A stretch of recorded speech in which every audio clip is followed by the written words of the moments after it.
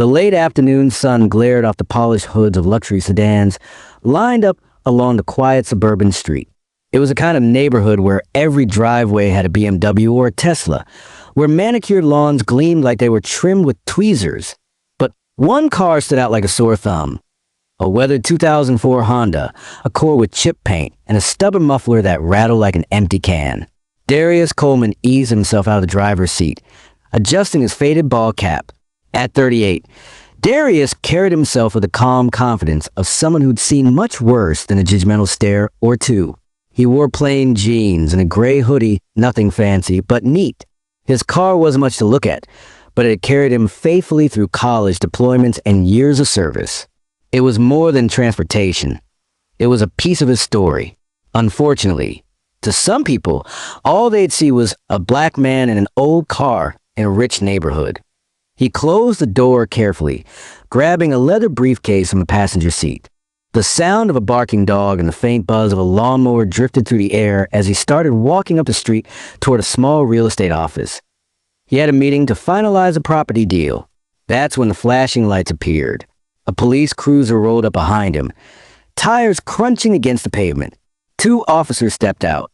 One, a younger cop with buzzed blonde hair and mirrored sunglasses, smirked as he eyed Darius' car. His name tag read, Officer Trent Harris. "Sir, what are you doing in this neighborhood?"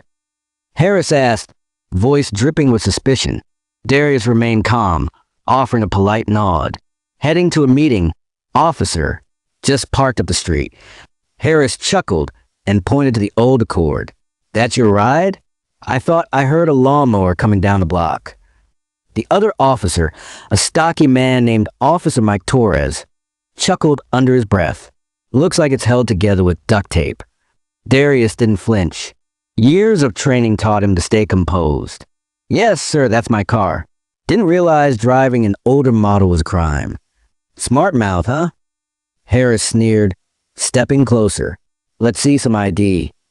Darius reached into his back pocket slowly, keeping his movements deliberate. He'd been through this kind of encounter too many times to count. His wallet was worn but well kept, and as he flipped it open, a glint of metal caught Harris's eye, though Harris didn't realize what he was looking at yet. But instead of asking questions, Harris snatched the wallet out of Darius' hand. "Hey," Darius said evenly, his tone steady but firm. "You have no reason to." "Relax," Harris interrupted. "You're in a nice area with a busted-up car. We've had break-ins here, so forgive me if I'm suspicious." Torres gave a low chuckle. Guy probably couldn't afford gas in half the cars on this street. The word stung, but Darius kept his cool. He'd been insulted before on deployments overseas, in training academies, even in his own city. This was just another test of patience. Harris started rifling through the wallet, smirking. "So what's your story, pal? Local handyman? Try and make a quick buck?" "No," Darius replied calmly. "I'm here for a meeting. That's all." "Meeting, huh?" Harris said, unimpressed. He glanced at Torres and scoffed. "You believe this guy?" Torres shrugged. "Could be casing the place." Darius exhaled slowly, his hand twitching toward the wallet Harris was still holding. "Officer, I'd appreciate my wallet back. You're making assumptions based on how I look and the car I drive." That's when Harris spotted something in the wallet, a flash of a gold badge tucked neatly behind Darius' driver's license. He froze. "Hold up," Harris muttered, pulling the badge out. His smirk faltered. It wasn't a novelty badge or some security ID. It was the real thing. Torres frowned. "What's that?" Harris stared at the polished badge, his confidence evaporating. The engraving read, Federal Bureau of Investigation. He looked up at Darius, suddenly uneasy. "You're FBI?" Darius didn't answer right away. He calmly took the badge back and held it between two fingers. "Supervisory Special Agent Coleman," he said coolly, "Counterintelligence Division. And right now, Officer Harris, you're detaining a federal agent without probable cause." Torres blinked. Harris's face turned pale. The silence between them was deafening. "Look," Harris stammered, "it's just, you don't really look like..." "Like what?" Darius cut in sharply. His voice had an edge now, though his expression remained calm. Like someone who belongs here? Like someone who could be driving an old car, because he doesn't feel the need to show off. Harris shifted uncomfortably, but Darius wasn't done. "You've been mocking me since you pulled up. My car, my clothes, my presence here, none of which are crimes. But you know what is a crime?" Darius asked, stepping closer. "Using your badge as a license to humiliate innocent people." A small crowd had started forming on the sidewalk. A woman walking her dog had stopped to watch, phone in hand. Two teenagers lingered by a gate, whispering. The atmosphere grew tense. Torres leaned toward Harris and whispered, "We should let him go, man." But Darius held up a hand. "No, you wanted a CID. You wanted to laugh at my car. You wanted to profile me. Now you'll hear me out." Harris swallowed hard, glancing nervously at the growing audience. Darius tucked his badge back into his wallet and spoke firmly, his tone commanding. "Call your sergeant. Now." "Sir, there's no need." "Call your sergeant." Harris hesitated, then grabbed his radio. "Dispatch, requesting supervisor at Maple and West 12, code 2. Torres glanced at Harris nervously. The tension was thick enough to choke on. Darius turned his attention back to Harris, voice low but cutting. "You just profiled a federal agent because of the car I drive and the color of my skin. What do you think your sergeant is going to say about that? Or better yet, what do you think Internal Affairs will say?" A hush fell over bystanders. The officer's arrogance had evaporated, replaced by something new, fear. And for the first time since the lights flashed behind him, Darius allowed himself a small, knowing smile. Because this wasn't just a traffic stop anymore. It was about to become a lesson, one that Officer Harris wouldn't forget. The sergeant is on his way. The crowd is growing and Harris is sweating bullets. But Darius isn't just planning to get an apology. He's about to expose something much deeper about this department. And the entire street is about to witness it.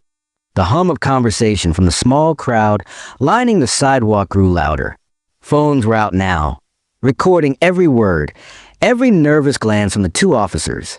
The flashing blue and red lights painted the quiet street in pulses of tension. Officer Harris shifted from foot to foot, his smirk long gone. Torres kept glancing at the bystanders, clearly uncomfortable. Darius stood calm and still, his leather briefcase dangling casually at his side. He'd been in war zones, debriefed double agents, and led high-stakes operations. This scene didn't rattle him, but he knew exactly what it meant. He'd been on the other side of this dynamic, an armed man with a badge making snap judgments, believing he was untouchable. He'd spent his career cleaning up departments like this one, and he recognized the smell of arrogance and fear. A police SUV pulled up with a squeal of brakes. Out stepped Sergeant Rick Donnelly, a thick-set man in his 50s with a jaw like granite and a mustache that looked like it hadn't changed since the 80s. He had the kind of swagger that said he'd been running this district for decades, answering to no one. "What's going on here?" Donnelly barked, slamming the SUV door. Harris quickly straightened his posture. "Sergeant, I detained this man for suspicious behavior." Donnelly looked at Darius, then at the Accord parked up the street. His lip curled. "Suspicious behavior? Like what?" "He was walking from that car," Harris said, nodding toward the Accord. "It looked..." Darius interrupted, his voice steady but firm. "It looked like I didn't belong here, right?" Donnelly raised a brow, clearly annoyed at being interrupted. "And you are..." Darius reached into his pocket and held up his badge, letting the sun glint off the gold emblem. "Supervisory Special Agent Darius Coleman, Counterintelligence Division. I was on my way to a meeting before your officers decided to detain me without probable cause." The crowd murmured. Donnelly's jaw tightened. "FBI, huh?" Donnelly said, his tone suddenly casual but sharp. "You sure about that?" Darius arched a brow. "Would you like to call in?" The sergeant didn't answer immediately. Instead, he turned to Harris and Torres. "Why are we detaining him?" "He wasn't acting suspicious, Sergeant," Torres admitted reluctantly. "We just assumed." "You assumed," Darius repeated coolly. "Because of my skin color. Because of my car. That's profiling, Sergeant." A ripple of tension passed through the crowd. Someone whispered, "He's FBI," while another muttered, "They're in trouble." Donnelly crossed his arms, his demeanor shifting to something defensive. "All right, Agent Coleman, maybe there was a misunderstanding. Why don't you let us clear this up quietly?" "Quietly," Darius repeated, tilting his head. "You mean it without paperwork? Without accountability?" Donnelly's eyes narrowed. "Look, we're just doing our jobs. Mistakes happen. No need to make this a bigger deal than it is." The casual dismissal hit a nerve. Darius took a slow step forward, his voice cutting through the murmurs like a scalpel. "You've got two officers here who mocked me, searched me without cause, and publicly humiliated me. And now you're telling me it's not a big deal? That I should just walk away so you don't have to write a report?" Donnelly's mustache twitched. "Agent Coleman, with all due respect, you're blowing this out of proportion. My men are good cops." "Good cops don't profile," Darius shot back. His voice wasn't raised, but the weight behind it silenced the crowd. The sergeant's jaw tightened. He was used to being in control, but this wasn't going his way. He glanced at the bystanders filming the encounter, his expression darkening. "All right, everyone," Donnelly barked at the crowd. "Clear the area. Nothing to see here." Nobody moved. A young woman holding her phone called out, "I'm not going anywhere." A few people murmured in agreement. Darius let out a low chuckle. "You can't intimidate them, Sergeant. This is in 1995. The world is watching." Donnelly turned back to Darius, his voice low. "Agent Coleman, I'm trying to give you a way out of this. We can let this slide. No harm done. No harm done." Darius' voice hardened. "Sergeant, I've spent the last decade investigating corrupt departments. I've seen what happens when officers think they can harass whoever they want and walk away with a slap on the wrist. If you think I'm letting this go, you're gravely mistaken." The color drained from Donnelly's face. "Wait, investigating corrupt departments?" Darius slipped a business card from his briefcase and handed it to the sergeant. Donnelly glanced at it, his brow furrowing as he read the embossed title. "Supervisory Special Agent Darius Coleman, Office of Professional Responsibility, Federal Bureau of Investigation." The sergeant froze. Harris's jaw dropped. Torres took a nervous step back. "You're up Harris stammered. "That's right," Darius said smoothly. "Internal affairs. The people who investigate you." The crowd gasped audibly. Phones zoomed in. Donnelly's confident demeanor crumbled. He cleared his throat, trying to salvage some authority. "Agent Coleman, this doesn't have to escalate. Maybe we can handle this privately." Darius smiled coldly. "Privately? That's how these things always get swept under the rug. Not today." He stepped closer to Donnelly, his presence commanding. "Here's what's going to happen. You're going to file a full incident report. You're going to document everything your officers said and did, and you're going to submit it to me. Because now, Sergeant, this isn't just about a bad stop. It's about a department that thinks it's above the law." The crowd murmured louder. Harris looked pale. Torres muttered something under his breath. Staring at the ground, Donnelly hesitated, beads of sweat forming at his temple. You don't have to go that far." "I do," Darius said flatly. "Because if this is how your team treats someone with a badge, imagine how you treat people who don't have one. I'm not here to embarrass you. I'm here to clean house." The sergeant stiffened. "You can't just walk in here and threaten us." Darius leaned closer, lowering his voice so only Donnelly could hear. "This isn't a threat. It's a courtesy. If you think this ends with a quiet apology, you're wrong. I've already got 3 witnesses and half a dozen recordings of this stop. I'd start thinking about how to explain this to the press." Donnelly stepped back, his face pale. He glanced nervously at Harris, who looked like he wanted to disappear. Torres shifted uncomfortably, clearly regretting his involvement. Suddenly, another SUV pulled up. This one wasn't marked. A man in a crisp suit stepped out, wearing aviator sunglasses and an expression that screamed authority. He walked toward them calmly but with purpose. Darius turned, recognizing him immediately. Deputy Chief Alan Parker. "Agent Coleman," Parker said smoothly, extending a hand. "Didn't expect to see you here." "Deputy Chief," Darius replied, shaking his hand. "I didn't expect to see your officers profiling me either." Parker glanced at Donnelly, then at Harris and Torres. His jaw clenched. "We should discuss this." "No," Darius said firmly, his voice carrying across the street. "We'll discuss this right here, in front of them." He gestured at the crowd of neighbors and passers-by. "In front of the people you're supposed to protect." The tension skyrocketed. Parker sighed, removing his sunglasses. "All right, Agent Coleman," Parker said, his voice calm but clipped. "Let's talk." Deputy Chief Parker knows Darius' reputation, and now the entire department is on edge. But what Parker doesn't know is that Darius has been quietly investigating this precinct for months, and this traffic stop just gave him the leverage he needed to bring everything crashing down. The air felt electric. The flashing lights reflected in the smartphone screens of at least a dozen bystanders now filming the confrontation. Deputy Chief Alan Parker removed his sunglasses and tucked them into his jacket pocket, his expression grave. "Agent Coleman," Parker said evenly, "let's take this somewhere private. We don't need to put on a show." Darius stood firm, his dark eyes locked on Parker's. "A show? That's what your officers made of this. Chief, they mocked me, humiliated me, and searched me on a public street, all because of how I look and the car I drive. That wasn't private, was it?" The crowd murmured its agreement. A woman holding a toddler muttered, "About time someone called them out."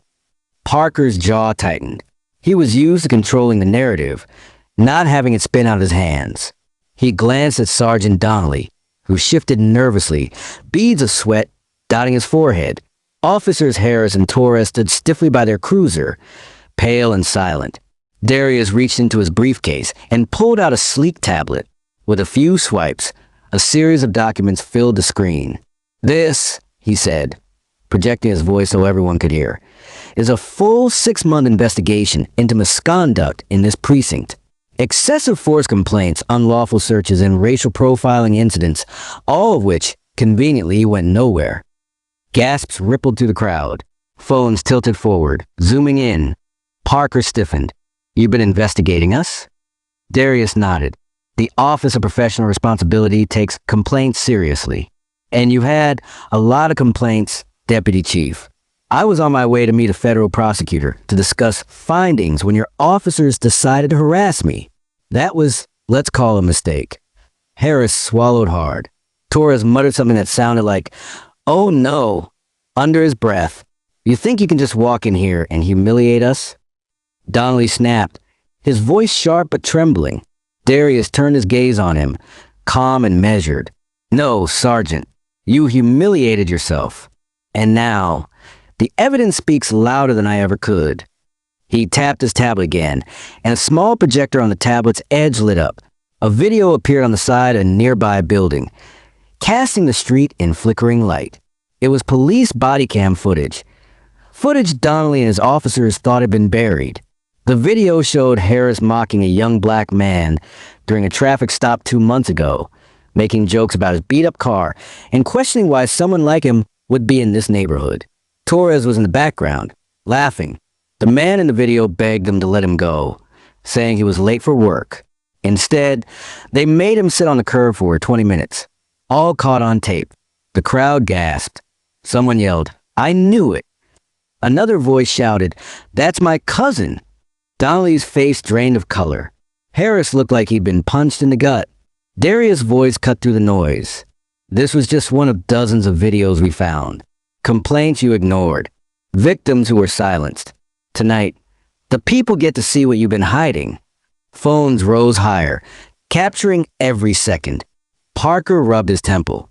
"Agent Coleman, you're crossing a line." "No," Darius said sharply. "You crossed the line when you let officers like this terrorize the people they swore to protect. My job is to hold you accountable, and I'm very, very good at my job." Parker sighed, his shoulders sagging. He turned to Donnelly. "Sergeant, hand me your badge." "What?" Donnelly stammered. "Chief." "Now." Reluctantly, Donnelly unpinned his badge and handed it over. Parker turned to Harris and Torres.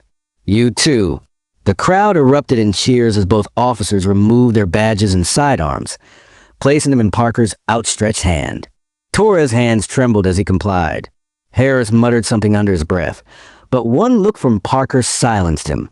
"You three are officially suspended, pending a full internal review," Parker said loudly. His voice carried over the crowd, but his face was pale.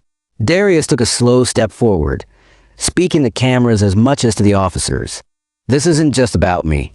This is about every person you profiled. Every innocent person you treated like a criminal because of their skin, their car, or their clothes. That ends tonight." A cheer rose from the bystanders. Phones flashed. "Agent Coleman," Parker said, "try to regain composure. I'll personally see to it that a proper investigation is conducted. You have my word." Darius smiled coldly. "Your word doesn't mean much, Chief, but you'll get your investigation, and it won't be internal. Federal oversight starts tomorrow morning." Gasps rippled through the officers standing nearby. Parker's face tightened. He knew what federal oversight meant. Public hearings, external investigators, and possibly indictments. Suddenly, Harris snapped. "This is insane. We were doing our jobs. You don't understand what it's like out here." Darius turned his gaze on him, calm and unflinching. "You're right. I don't understand what it's like to mock innocent civilians and then cry victim when you're caught. But I do understand something, Officer Harris. Respect is earned, and you've lost yours tonight."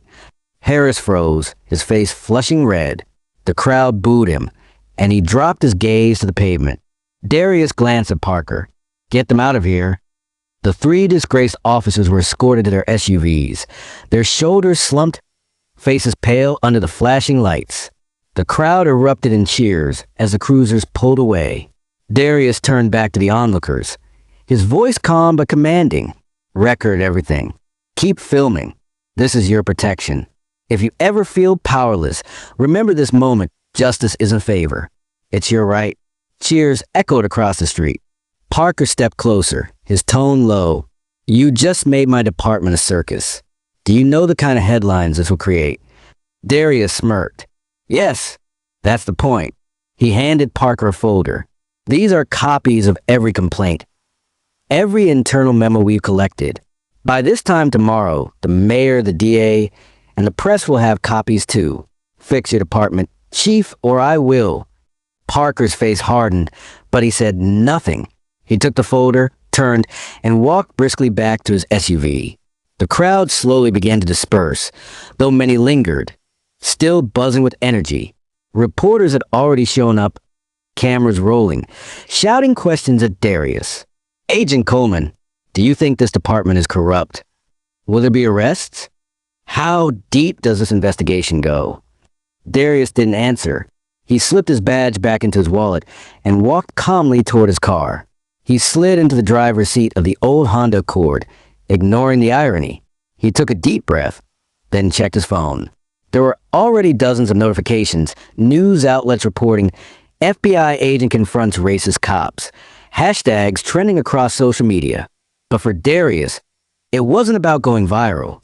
It was about sending a message. As he started the car, his phone buzzed with a new text.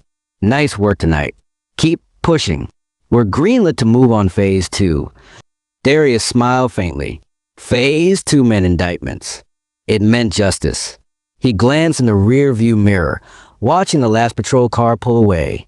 For the first time that night, he allowed himself to relax.